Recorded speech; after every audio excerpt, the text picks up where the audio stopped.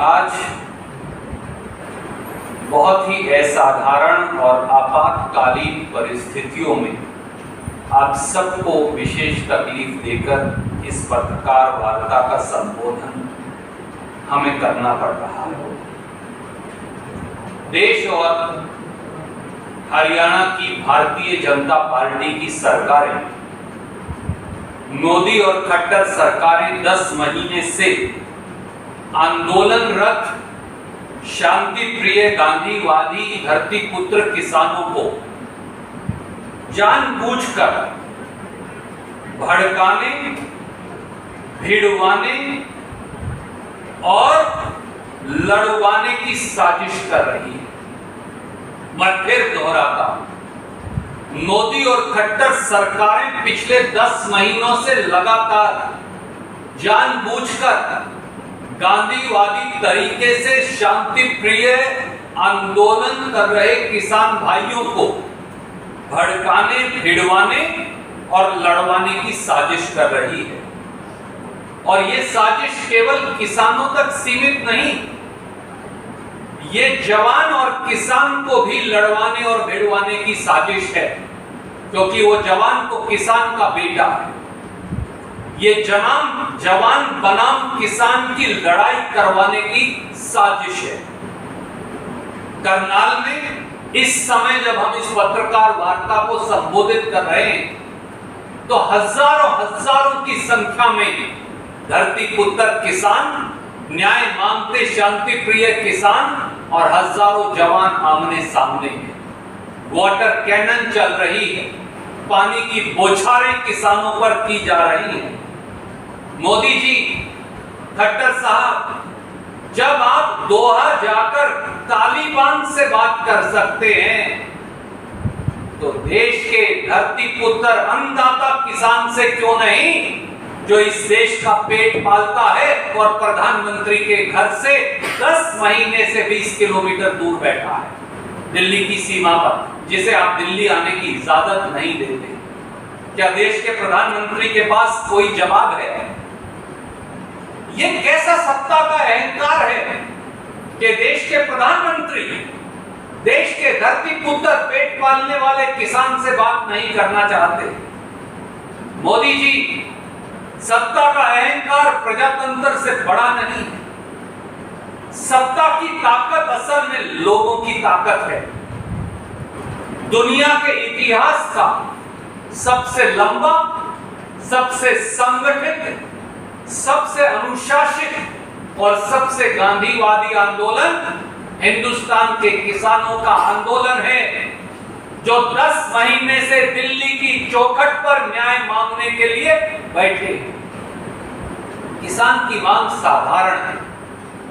किसान अपनी अगली फसल और अपनी नस्ल बचाना चाहता है। मोदी जी की जिद भी साधारण है। वो क्या है? वो पूरे देश की खेती को अपने फाइनेंसर पूंजीपतियों की ड्योढ़ी पर बेचना चाहते हैं। भारतीय जनता पार्टी इस देश की खेती को अपने फाइनेंसर पूंजीपतियों की तिजोरी भरने के लिए इस्तेमाल करना चाहती है। ये लड़ाई असल में किसान की है ही नहीं। ये लड़ाई तो किसान देश की लड़ रहा है, ताकि एक बार फिर ईस्ट इंडिया कंपनी की तरह देश के अन्नदाता को गुलाम बनाकर मोदी सरकार, भारतीय जनता पार्टी के लोग इस देश को गुलाम ना बना दें। उनके संघर्ष और संयम को हम नतमस्तक हैं। और वो क्या रहा? सबसे पहले पूरे देश ने देखा, खट्टर और मोदी सरकारों के इशारे पर एक आईएएस अधिकारी, एक एसडीएम पुलिस को किसानों का सर तोड़ने और सर फोड़ने का करनाल हरियाणा में आदेश देता है। उसके बाद पुलिस किसानों के सरों पर लाठियां मारती है, जलियांवाले बाग के डायर की याद दिलवाती है। किसान के खून से करनाल की सड़कें लहूलुहान बना दी जाती हैं, पर किसान फिर भी संयम रखता है। किसान उसके बाद मुजफ्फरनगर में किसान महापंचायत बुलाता है और इस देश का किसान इकट्ठा होकर मोदी, योगी और खट्टर सरकारों को कहता है कि इन अधिकारियों के खिलाफ कार्रवाई कीजिए।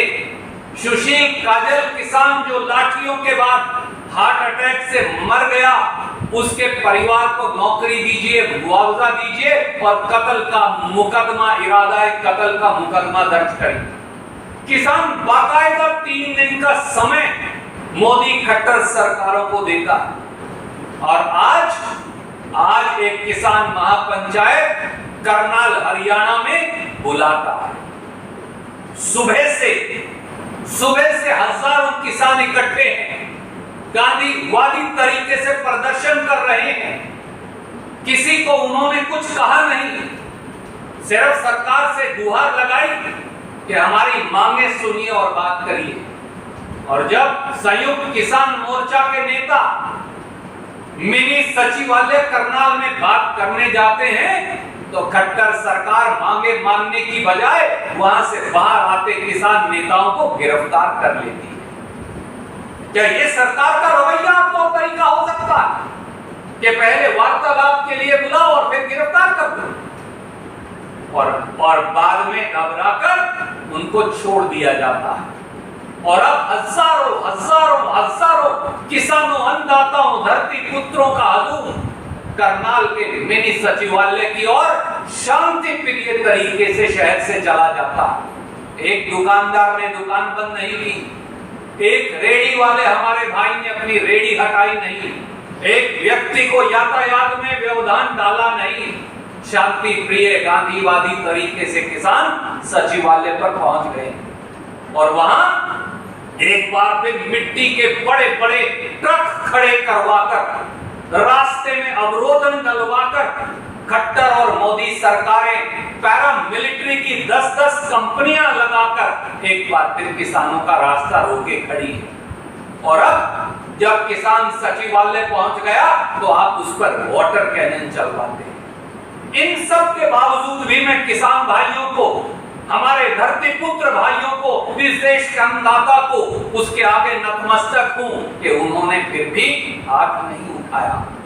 सारी वाटर कैनन छाती पर सही और सचिवालय के लॉन के अंदर, उसके प्रांगण के अंदर शांति प्रिय गांधीवादी तरीके से वहां बैठे हैं।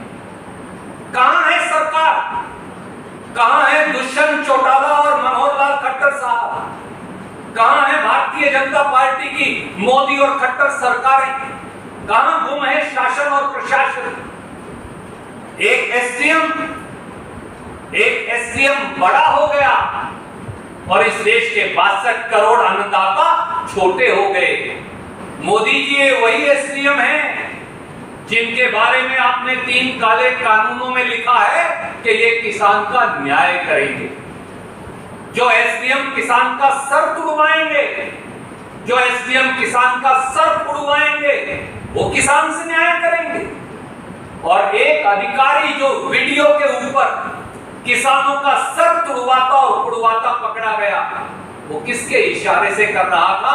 ये सारे हालात बयां करते हैं कि ये इशारा सीधे सीधे मोदी और खट्टर सरकारों का था, किसी आईएएस अधिकारी का नहीं। और इसीलिए एक अधिकारी को बचाने के लिए कहीं वो ढोल की पोल ना खोल दे, इसीलिए ये सारी हठधर्मिता चल रही है। साथियों, भारतीय राष्ट्रीय कांग्रेस की ओर से हमारी मांग है, खट्टर साहब, मोदी जी, अगर हरियाणा की भाजपा जजपा सरकार किसानों से वार्तालाप नहीं कर सकती, अगर किसानों से न्याय नहीं कर सकती, तो फिर हरियाणा के मुख्यमंत्री श्री मनोहर लाल खट्टर को इस्तीफा दे देना चाहिए। उन्हें गद्दी पर बने रहने का, उन्हें और दुष्यंत चौटाला को एक क्षण का भी अधिकार नहीं। और इसके साथ साथ हमारी मांग है कि देश के प्रधानमंत्री माननीय नरेंद्र मोदी जी सब कार्य बंद कर देश के किसानों को वार्तालाप के लिए बुलाएं, खुद बात करें जो 10 महीने से उन्होंने अपने अहंकार और अधर्मिता के चलते नहीं किया। किसानों से बात करें और तीनों काले कानून आज रात ही खत्म करने की घोषणा करें और देश को और प्रदेश को, हरियाणा प्रदेश को जानबूझकर षड्यंत्रकारी तरीके से एक गृह युद्ध में धकेलने से बाज आए। ये हमारी मांग। कोई प्रश्न आप पूछना चाहें तो स्वागत है।